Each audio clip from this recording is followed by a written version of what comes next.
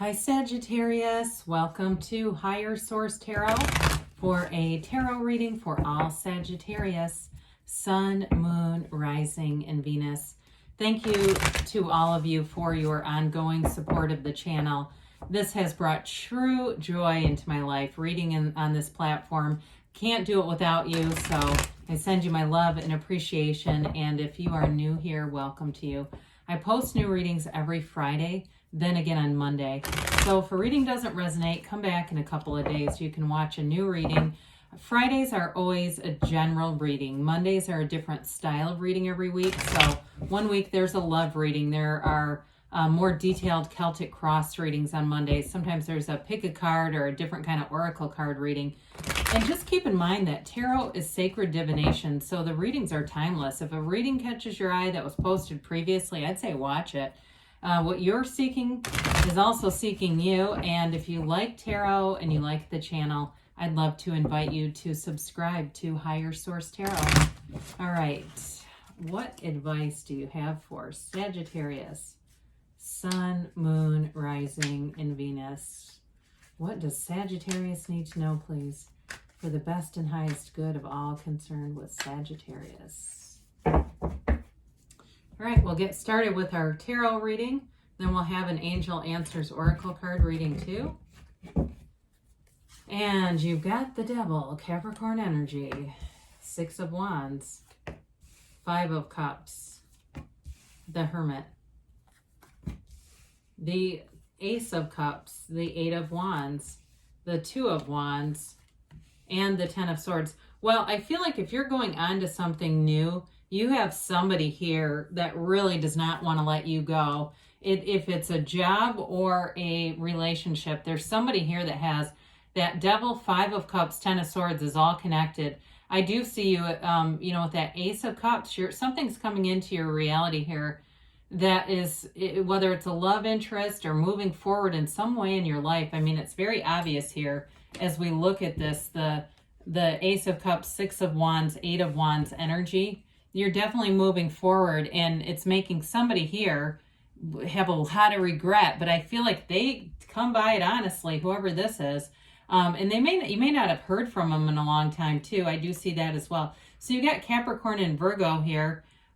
You've got a lot of fire, Aries, Leo, Sag. You've got water and air here too. But with the Devil energy, this is restricted energy. It's an energy of limitations and limiting beliefs. Some of you too, it may even be representative of your family of origin or your subconscious, things that you have embedded from layers of negativity that life puts onto us. I mean, babies don't live in these crazy constructs that society establishes. Babies are so free. That's why they're a joy to be around. But anyway, with this Devil energy too, I feel like somebody here, it's like they would be giving you a guilt trip, though. There's something about a guilt trip they keep saying. So with this, it's a card, it can be a card of not living up to your full potential. So whenever you were connected to this person or situation, it was holding you back. And we do not stunt our own spiritual development to stay with people. It just doesn't work like that, or for them to catch up. If they're not ready to level up, you just move on and you'll find other people that are match. And it's almost, it's more stress and energy exertion to stay in this than to move away from it. So with this, I do feel like somebody has a bit of an obsession about things, how things played out. They may come back with an apology. I wouldn't rule that out, but I just don't think they've changed much. They're in a place of real tunnel vision, like they see things in a very certain way, and it's really not helping them. So enough about that. You, my friend, are moving forward with the Six of Wands. It's a beautiful energy. And I feel like for somebody here, they're saying things like they've always wanted to be treated how they treat people. And it's kind of like this, you reap what you sow, and here it is. You've put this energy into motion already. This is who you were, right? It's not exactly who you are, it's who you were. And here's the energy showing up now. So you've had a strong desire to have respect, to have someone who really values you, to be valued, respected, and held in high regard, and this is it.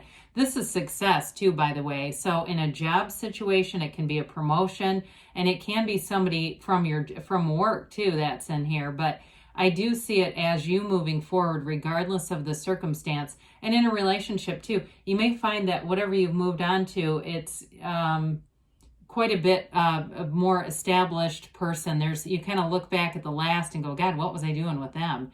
It's that kind of energy, and almost feeling like the guilt may be you towards yourself with that, kind of like, what in the world was I thinking or doing there? So that Five of Cups, again, I do feel like it's somebody around you that sees you flourishing, sees things taking off for you, and they're disappointed by the outcome. You may have some disappointment too, that you thought maybe things could turn out differently than they did, and that it's just that acceptance. Fives are about mediation, their order, their change though too. And so part of this is being in alignment with those upright cups. Not we can look at the past, we just don't stare. We don't want to live here. Anybody that lives in this isn't going to get anything positive as a result. It'll just be more of this, more circumstances that feel disappointing, that feel like a letdown. So we definitely don't want to linger here, or else, again, it'll call it forward as if we're asking for it. So the Hermit comes in to tell you you're right on schedule. Whatever disappointment you went through, you gained greater knowledge and wisdom. This is a card of great tranquility, balance, and peace. It's that internal zen. It's really knowing that you are the universe. And the Hermetic principle behind this is know thyself. When you know yourself, you know the universe. You are the universe. There's no lack consciousness here. There's no shortage here.